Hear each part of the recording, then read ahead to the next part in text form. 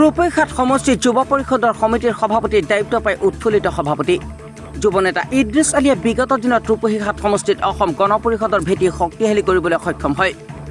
দলৰ তৃণমূল পৰ্যায়ত শক্তিশালী ভূমিকা লৈছিল অসম গণ পৰিষদ দলে।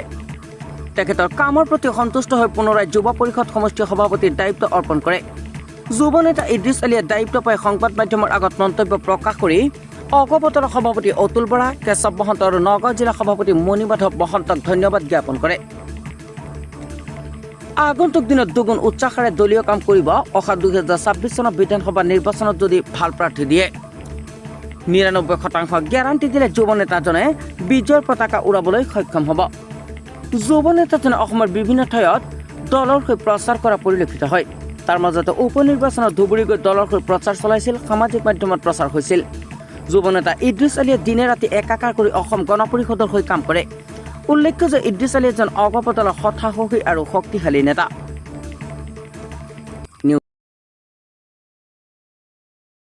প্ৰথমে মই আমাৰ দলীয় সকলোকে মই নমস্কাৰ জনাইছোঁ। মোক দলে যি দায়িত্ব অৰ্পণ কৰিছে তাৰ কাৰণে মই দলৰ প্ৰতি চিৰকৃতজ্ঞ। মই পোনপ্ৰথমে অসম গণ পৰিষদ দলৰ কেন্দ্ৰীয় সভাপতি অতুল বৰা ডাঙৰীয়া ধন্যবাদ জনাইছোঁ। কাৰ্যকৰী সভাপতি কেশৱ মহন্ত ডাঙৰীয়াক ধন্যবাদ জনাইছোঁ। আমাৰ যুৱ পৰিষদৰ সভাপতি জিতু বৰগোহাঁই, কাৰ্যকৰী সভাপতি ঋষিকেশ শৰ্মা, আমাৰ নগাঁও জিলা সভাপতি মণিমাধৱ মহন্ত ডাঙৰীয়াকো ধন্যবাদ জনাইছোঁ। দলে অতি নিষ্ঠা সহকাৰে কাম কৰাৰ দায়িত্ব মোক অৰ্পণ কৰিছে। আপোনালোকে চাইছে যোৱা যিখিনি মোৰ কাৰ্যকালত দলৰ প্ৰতি মই যথেষ্ট সময় দিয়াৰ চেষ্টা কৰিছিলোঁ আৰু দলৰ যিটো ৰূপৈঘাট সমষ্টিত আমাৰ ভৱিষ্যতলৈ আমাৰ বিধায়ক বনাব পাৰি তাৰ প্ৰতিও মই বহুত কষ্ট কৰিছিলোঁ আৰু এইবাৰো মই আমাৰ দলীয় নেতৃত্বক ধন্যবাদ জনাইছোঁ। এইকাৰণেই দলে মোক যি গুৰু দায়িত্ব দিছে নিষ্ঠা সহকাৰে মই দায়িত্ব পালন কৰি যাম আৰু মই মোৰ টীমটোক লৈ আজিৰে পৰাই 2026 চনৰ নিৰ্বাচনলৈকে আমি জোৰদাৰভাৱে আমি 26ত আমাৰ দলীয় ৰিজাল্ট বনাবৰ কাৰণে যিখিনি কষ্ট আৰু যিখিনি পৰ্যায়ত যাব লাগে আমি দলৰ হৈ কাম কৰি যাম। আপোনাৰ অনবৰত 26 নিৰ্বাচন এই যে ৰূপৈঘাটত সংখ্যালঘু অঞ্চল হয় আৰু এই সংখ্যালঘু অঞ্চলত অসম গণ পৰিষদে ভাল প্ৰাৰ্থী প্ৰক্ষেপ কৰে, আপোনালোকে উঠাই আনিবলৈ সক্ষম হ'বনে?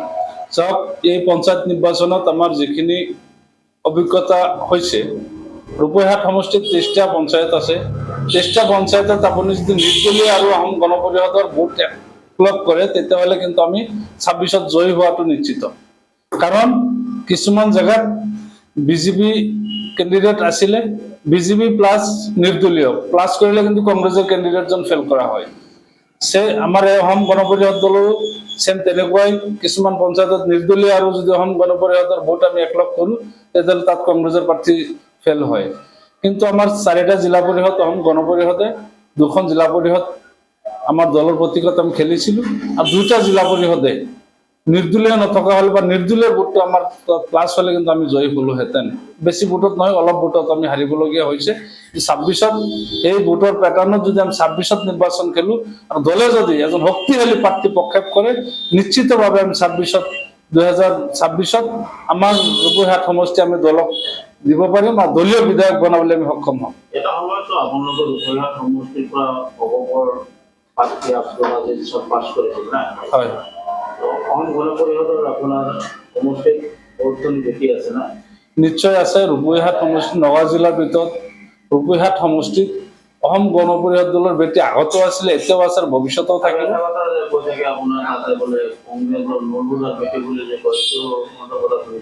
চাওক, নুৰুল হুদাৰ ভেটি বুলি একো নাই। নুৰুল হুদাত এজন যোৱাবাৰ UDF লগত মিত্ৰতা হৈহে বিধায়ক হৈছিলে। তেওঁ যদি অকলে কংগ্ৰেছে নিৰ্বাচন খেলা হ'লে আমাৰ নুৰুল হুদা জয়ী নহ'লেহেঁতেন। কিন্তু আজিৰ 2026ৰ যিটো নিৰ্বাচন হ'ব এই নিৰ্বাচনটো অলপ সুকীয়া হ'ব আৰু এই নিৰ্বাচনত আমাৰ অসম গণ পৰিষদ দলৰ বিধায়কজন জয়ী হ'ব বুলি আমি নিশ্চিত। আৰু ভোটৰ যিটো বৰ্তমান পঞ্চায়তৰ যিটো ভোটৰ পেটাৰ্ণ, এই পেটাৰ্ণে কিন্তু প্ৰমাণ কৰি আছে। কষ্ট কৰিব লাগিব। আশাবাদী মানে আমি নিশ্চয় আশাবাদী আছো আৰু যিখিনি আমি ধৰি লওক 99% আশাবাদী আমি জয়ী হ'ম।